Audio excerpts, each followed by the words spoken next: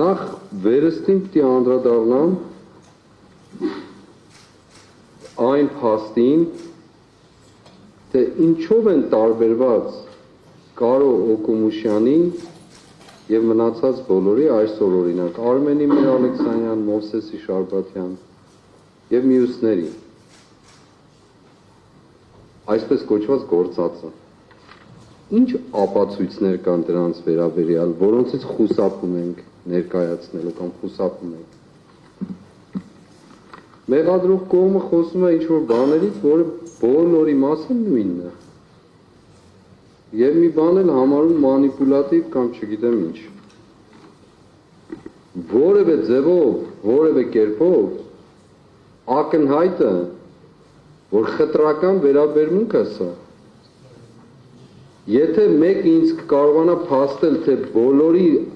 հասցեին հնչված, այսպես կոչված մեղադրական եզրակացության բառերը ինչով են իրարից տարբեր եւ ինչով է որոշում կայացվում,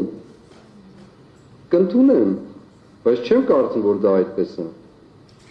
Եվ Սիրակի իմաստությունը, որ խորհուրդ կտամ ընդհանրապես կարդալ, շատ հրաշալի խոսք ունի, ասում է մի ձգտիր դատավոր լինել, գուցե չկարողանաս վերացնել անիրավությունը, գուցե երբևէ ակնածելով հզորից սայթաքես քո արդարությունից։ Մեր մասին է այսօրվա, դուք պատվարժան դատարան, այո, արդարադատություն եք անում, բայց թույլ տվեք այդ բառը ստուգաբանել, դատում եք արդարությունը,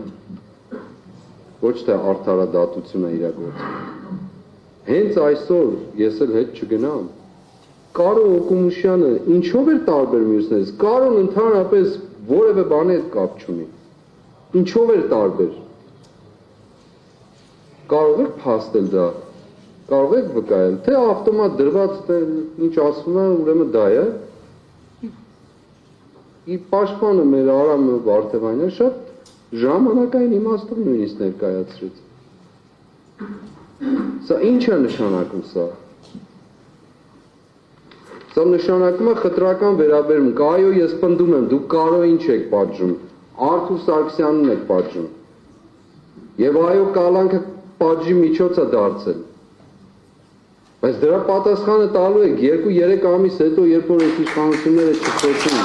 ով է տալու դրա պատասխանը։